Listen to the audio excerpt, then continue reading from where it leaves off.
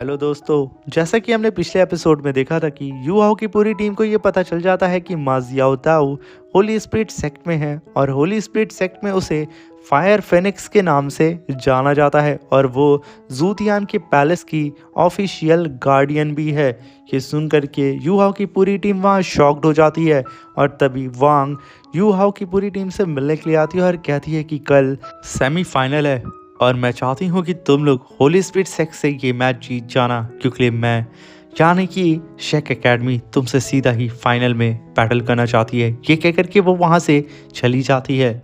मेरे प्यारे दोस्तों, बिना देर किए इस एपिसोड को स्टार्ट करते हैं। इस एपिसोड की स्टार्टिंग में होस्ट अनाउंस करता है कि continental youth soul master elite competition यहाँ स्टार्ट होता है और टॉप 4 टीम को वो अरीना में इनवाइट करता है। सबसे पहले वो वहाँ पे सेमीफाइनल के लिए शेक एकेडमी को इनवाइट करता है, जहाँ पे सबसे आगे अपनी शेक एकेडमी को लीड कर रही होती है वोंग। वोंग को देख करके जितनी भी ऑडियंस होती हैं वो एकदम पागल हो जाते हैं। वो तो उसके फैन हो चुके थे। वो सब के सब वांग वांग चिल्ला करके पूरे के पूरे अरीना में उसके नाम का नारा लगाना शुरू कर देते हैं। और तभी शेक एकेडमी की 2 डिसेबल कहती हैं कि कितने वक्त में हमारी कैप्टन कितना ज्यादा फेमस हो चुकी हैं, पूरे के पूरे अरीना में सिर्फ उनका ही नाम गूंज रहा है। और तभी हम टीचर जियाओ को देखते हैं, जो कि वोंग की ऐसी पब्लिसिटी को देख करके वो काफ़ी ज़्यादा इम्प्रेस होती हैं और कहती हैं कि वोंग ने बहुत ही कम टाइम में अपना नाम सन मून एम्पायर में और ख़ास तौर से इस continental youth soul master elite competition में अपनी जगह बना ली है। अगर सेमीफाइनल में शेक एकेडमी जीत जाती है और वो सीधा फाइनल में प्रमोट हो जाती है तो उनका सामना सीधे ही तांग सेक्ट से होगा।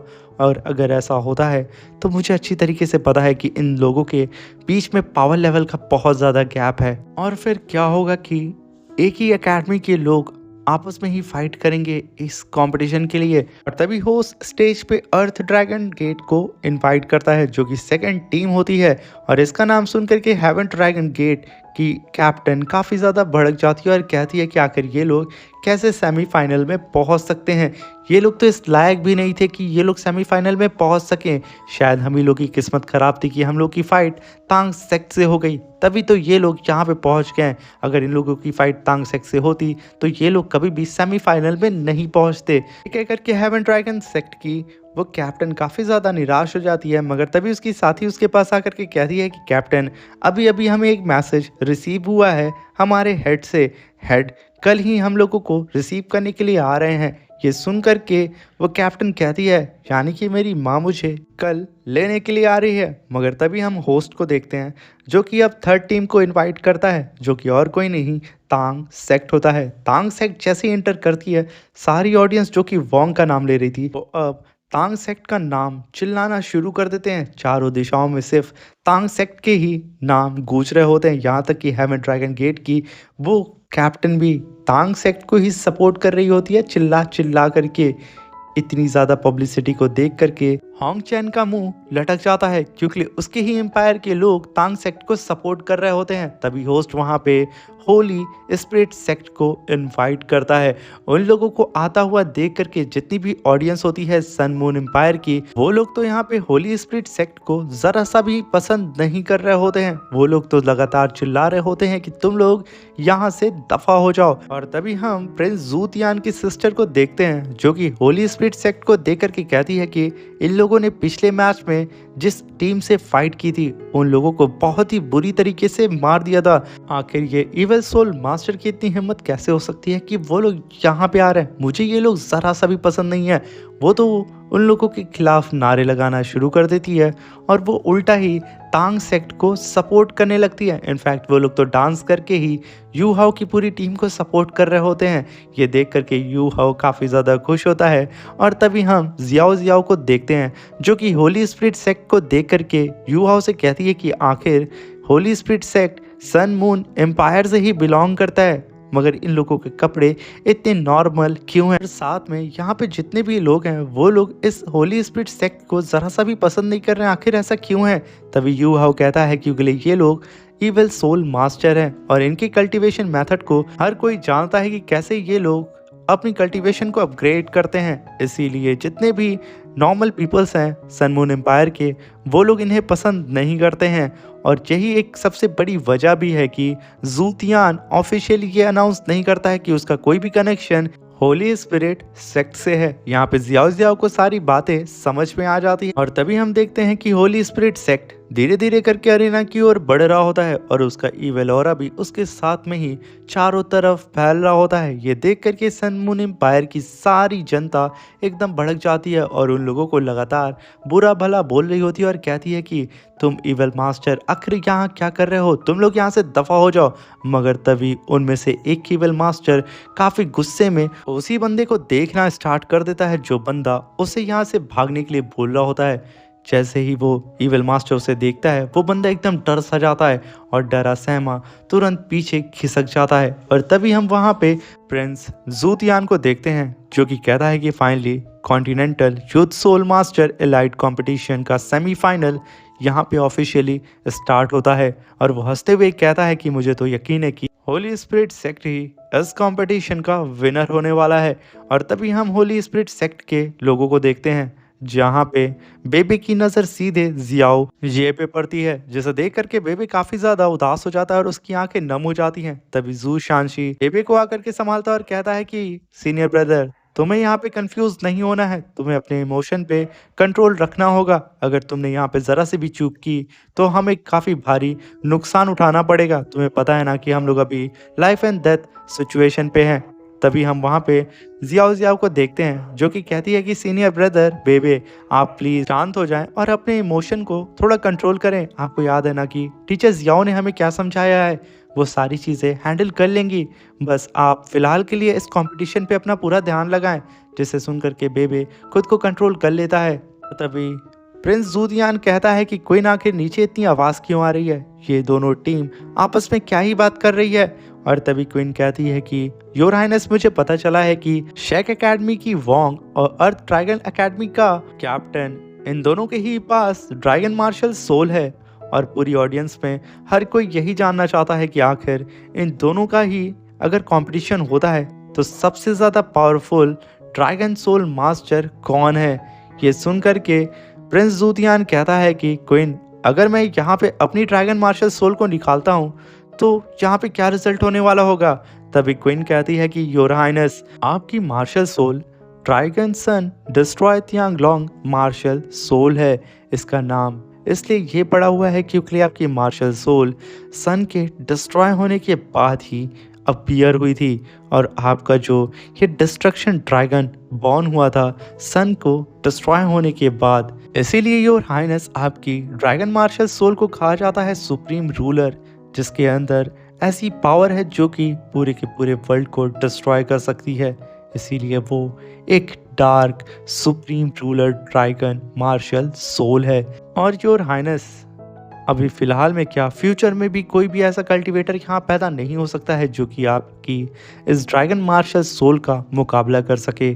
उसकी बात को सुनकर के प्रिंस जूतियान कहता है कि क्वीन मैं तुम्हें एक बात बता दूं कि तुम फ्यूचर में होने वाली इस सन मून एम्पायर की क्वीन हो, तो अगर तुम्हारे सामने कितना भी पावरफुल कल्टीवेटर क्यों ना खड़ा हो वो तुम्हारे सामने एक चींटी के अलावा और कुछ भी नहीं है। इसलिए तुम इतनी भी इज्जत अपने से पावरफुल कल्टीवेटर को कभी भी मत देना।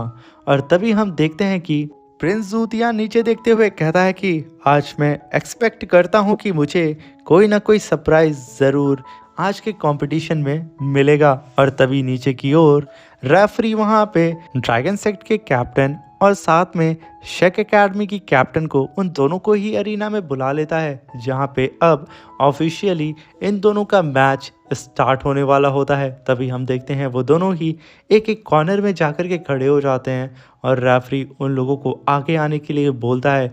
वो लोग जैसे जैसे आगे बढ़ रहे होते हैं वैसे ही वहाँ की पूरी ऑडियंस सिर्फ वोंग का ही नारा लगा रही होती है और सब के सब वहाँ पे वोंग को ही चीयर अप कर रहे होते हैं। और सच में वोंग की भी एंट्री काफ़ी ज़्यादा शानदार हमें दिखाई जाती है। और वोंग के इतने सारे फॉलोअर को देख करके ड्रैगन सेक्ट का कैप्टन भड़क चुका होता है। वो गुस्से में आकर के वोंग से कहता है कि वोंग क्यों ना हम लोग यहाँ पे एक चैलेंज करते हैं, अगर मैं इस कंपटीशन को जीतता हूँ तो तुम्हारी पूरी टीम यहाँ पे एलिमिनेट हो जाएगी और साथ में तुम्हें मेरे ड्रैगन सेक्ट में ज्वाइन होना होगा पूरे 1 साल के लिए।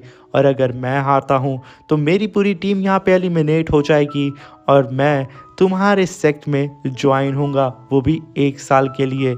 ये कह करके वो काफ़ी गुस्से में वोंग को चैलेंज कर देता है, मगर वोंग कहती है कि आखिर मेरी शेक एकेडमी में तुम जैसे लूज़र और कचड़े का क्या ही काम होगा। अगर मैं बता दूं कि मेरी शेक एकेडमी का सबसे कमज़ोर अगर कोई डिसाइबल होगा ना, वो भी तुमसे बहुत ही ज़्यादा पावरफुल होगा। ये सुनकर के वो ड्रैगन सेक्ट के कैप्टन की तो खिसक जाती है।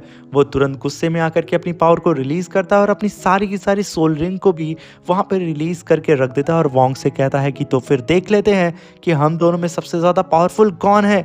तभी हम जू शानशी को देखते हैं, जो कि सीनियर बेबे से कहता है कि बिग ब्रदर, तुम्हारे पास भी ड्रैगन सोल है, तो आखिर तुम मुझे बता सकते हो कि आखिर इन दोनों में कौन जीतने वाला है। तभी बेबे कहता है कि जैसे कि मेरे पास भी ड्रैगन मार्शल सोल है, वैसे ही वोंग के पास भी ड्रैगन मार्शल सोल है, मगर इन दोनों में वोंग ने ही अपनी ड्रैगन मार्शल सोल को अपनी बॉडी से पूरी तरीके से फ्यूज़ कर लिया है, इसलिए इस बैटल में उसका पल्ला भारी होने वाला है। और तभी हम देखते हैं कि वोंग और वो ड्रैगन सेक्ट का कैप्टन, वो दोनों ही एक दूसरे के सामने आ जाते हैं और अपनी पावर को रिलीज़ करना शुरू कर देते हैं, जहाँ पे वो ड्रैगन सेक्ट का कैप्टन अपने थंडर ड्रैगन को समन कर लेता है। वो पूरी तरीके से तैयार था वोंग के ऊपर अटैक करने के लिए। वहीं पे वोंग अपने गोल्डन ड्रैगन को समन कर लेती है और साथ में अपने स्पीयर को भी अपने हाथ में ले लेती है। वो काफ़ी कूल लगती है और वहीं पे उसका ड्रैगन भी रोर करना शुरू कर देता है और यहाँ पे इन दोनों की फाइट ऑफिशियली स्टार्ट हो जाती है, जहाँ पे स्टार्टिंग में ही वोंग बहुत ही बुरी तरीके से अपने स्पीयर से उस ड्रैगन सेक्ट के कैप्टन को पीट रही होती है और साथ में इन दोनों के ड्रैगन भी आपस में फाइट कर रहे होते हैं। इसीलिए पूरी ऑडियंस यही कह रही होती है कि इस बार जो ये सेमीफाइनल बैटल हो रहा है, ये 2 कल्टीवेटर के बीच में नहीं बल्कि 2 ड्रैगन के बीच में हो रहा है। और सच में पूरी की पूरी अरीना वहाँ पे शेक कर रही होती है। ये दोनों ही ड्रैगन के साथ साथ ये दोनों कल्टीवेटर भी एक से बढ़ के एक अटैक एक दूसरे के ऊपर करे जा रहे होते हैं। जहाँ पे वोंग के पास अपना गोल्डन स्पीयर होता है, वो लगातार उस ड्रैगन सेक्ट के कैप्टन के ऊपर अटैक कर रही होती है। वहीं पे वो ड्रैगन सेक्ट का कैप्टन का ड्रैगन वोंग के गोल्डन ड्रैगन को पूरी तरीके से जकड़ चुका होता है।